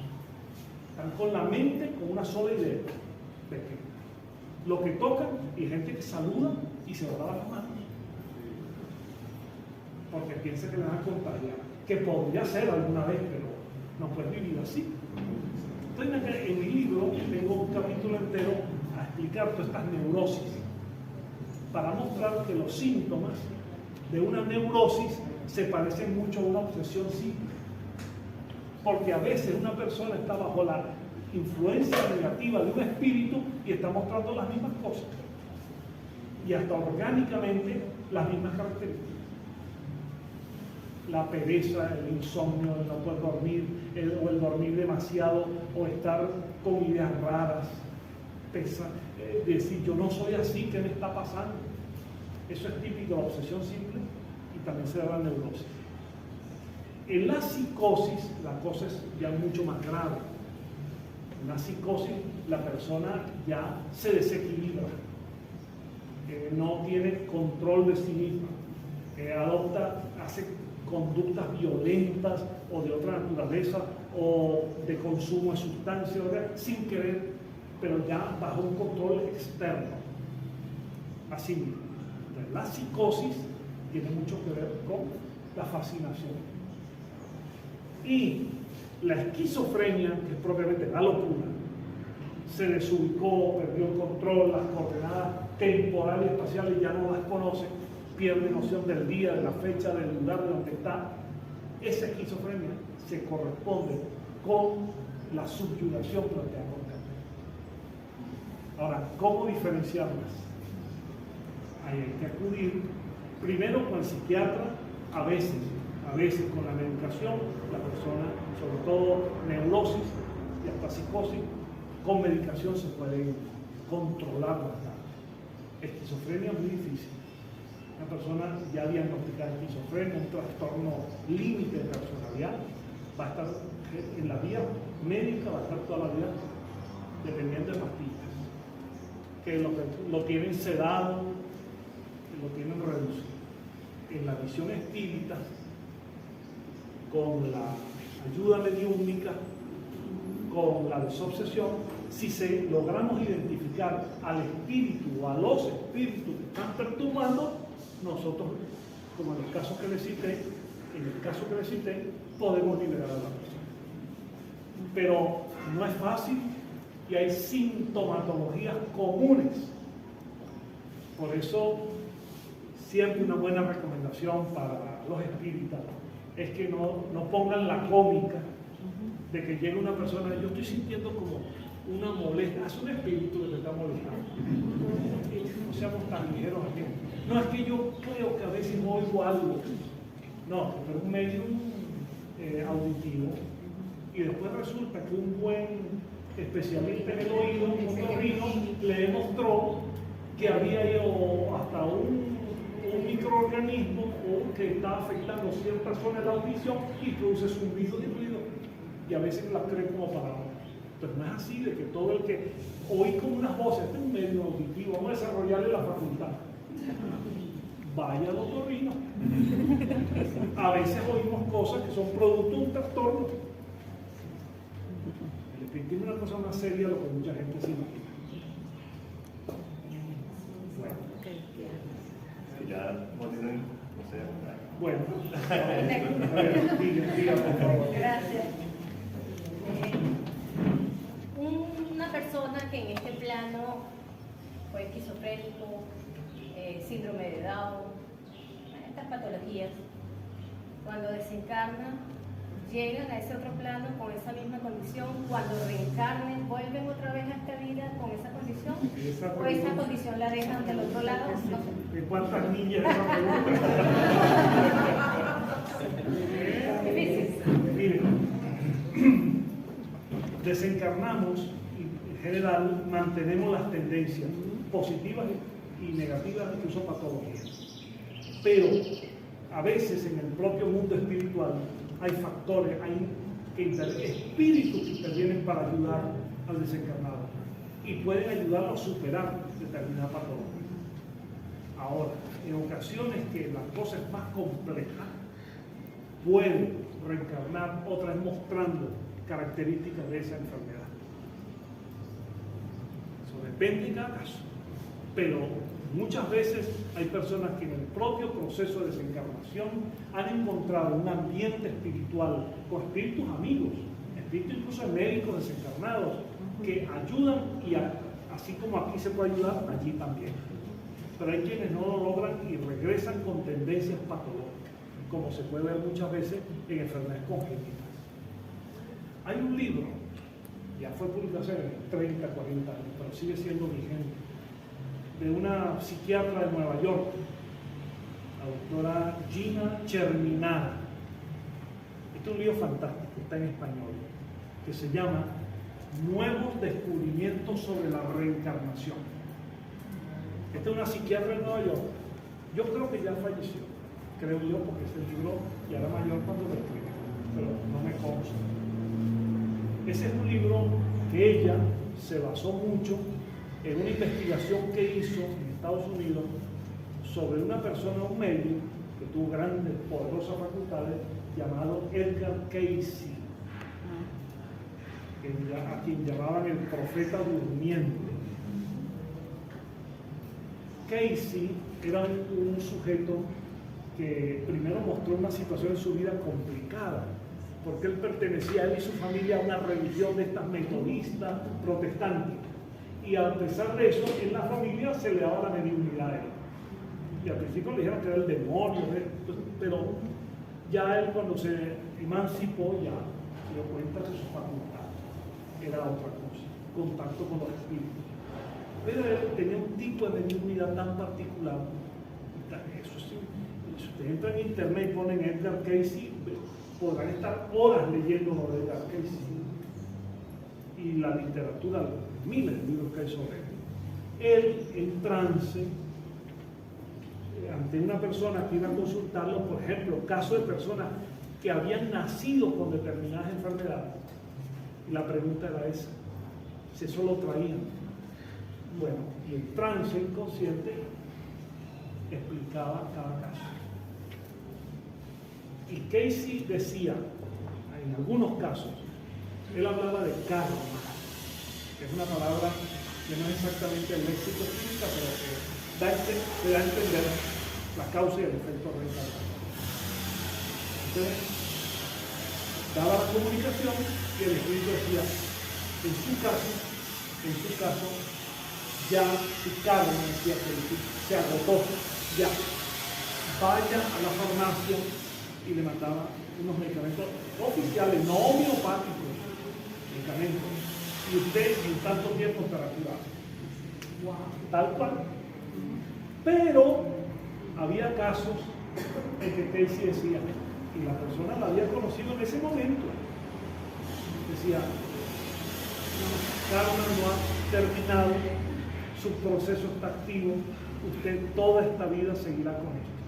Procure acudir a la oración, a la meditación, a la reflexión, a la espiritualidad para calmar, pero su problema está en toda esta encarnación. Y así era. Y Cayce, en ese libro, la doctora Charminada, a partir del estudio Cayce, yo les recomiendo que lo lean porque tiene ideas fantásticas. Por ejemplo, ella desarrolla un esquema psiquiátrico espírita, psiquiátrico reencarnacionista genial. Ella habla, por ejemplo, yo nunca lo había encontrado en otro autor y me encantó como psicólogo. Ella habla, por ejemplo, de que hay karmas orgánicos donde las consecuencias del problema se reflejan en el organismo, como usted planteaba hace un rato, se reflejan en el organismo. Ella dice, hay por ejemplo otro tipo de karmas. Con pacientes de ella, ella encontraba que hay un karma que ella llamó simbólico, donde se simboliza el problema. Ella dice, en su libro muestra un caso de un paciente que era un señor, un hacendado de los Estados Unidos, que fue a consultar con ella, y el señor estaba sordo. Por supuesto, un hacendado, con toda la fortuna del caso, había consultado a todo especialista de Estados Unidos y orgánicamente estaba bien. En clínica es una sordera funcional, no orgánica. Pero la doctora Charminada dice que es un karma simbólico porque ella practicaba regresión a vidas pasadas. Hace la regresión con el hombre y luego busca lo que Edgar Cayce había dicho. Cayce, en una lectura psíquica, había dicho que este señor, en una vida anterior, era un capataz de una plantación en el sur de los Estados Unidos, en Alabama o algo así, y era un déspota con los negros esclavos, con los trabajadores, era un déspota total, se hacía lo que él decía y no escuchaba a nadie.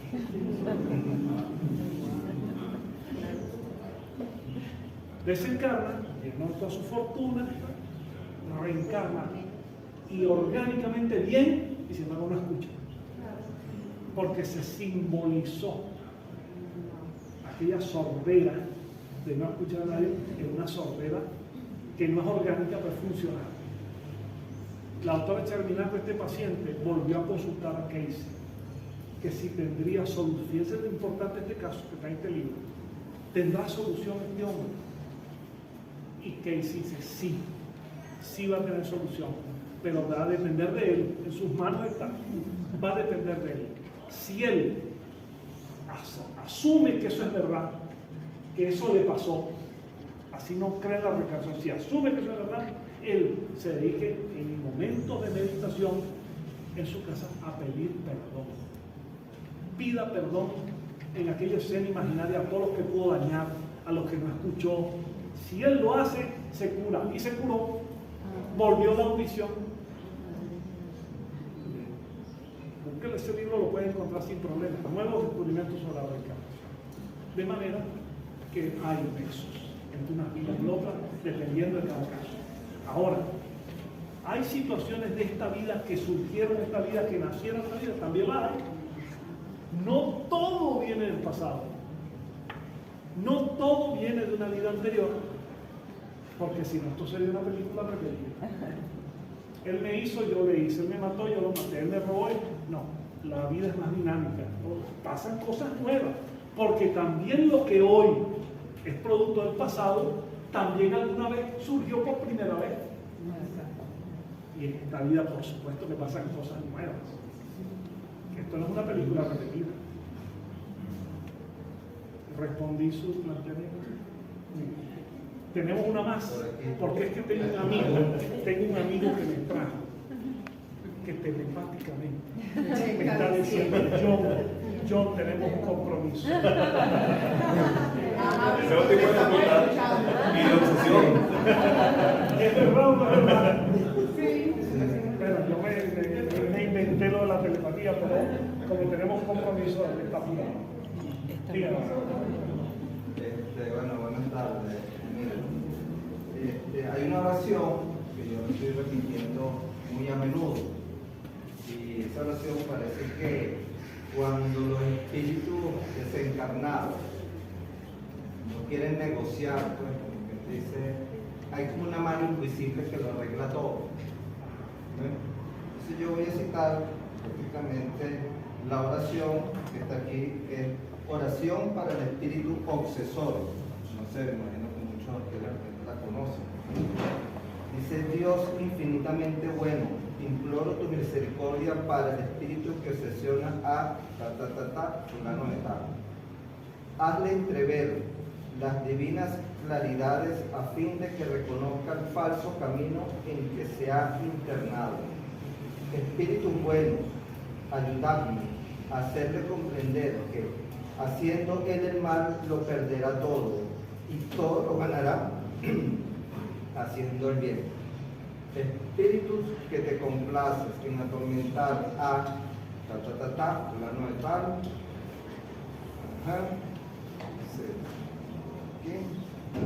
Escúchame, pues te hablo en el nombre de Dios. Si reflexionas, comprenderás que el mal nunca supera el bien, y que tú no puedes ser más fuerte que Dios y los espíritus buenos. Ellos habían podido preservar a fulano de tal de tus ataques. Si no lo han hecho es porque él o ella debe sufrir una prueba, pero cuando esa prueba concluya, te impedirán toda acción sobre su víctima. El mal que le hayan hecho, en vez de perjudicarlo, habrá contribuido a su adelanto, y entonces será más feliz. Por consiguiente, habrás empleado tu maldad inútilmente y te volverás en contra tuya. Sí. Dios que todo lo puede.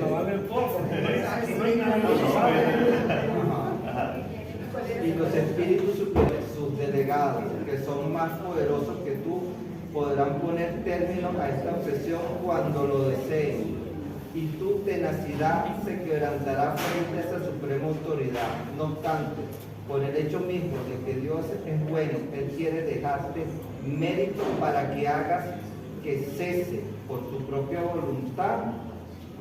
Se tratará de una moratoria que te concede Si no lo aprovecha, sufrirá sus deplorables consecuencias. Te esperan grandes castigos y crueles padecimientos. Te verás forzado a implorar la piedad y las oraciones de tu víctima, ya que te perdona y ruega por ti, lo que representa un gran mérito ante Dios al mismo tiempo. Habrá apresurado tu liberación.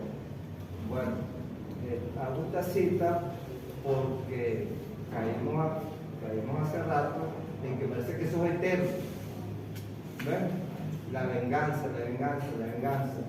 Pero aquí da la impresión de que hay como una mano invisible de que llega el momento en que se frenan tales acciones. ¿En qué momento se frena? Hay una línea de tiempo. Será por de repente el encarnado que de repente con su velo de ignorancia no sabe lo que le pasa.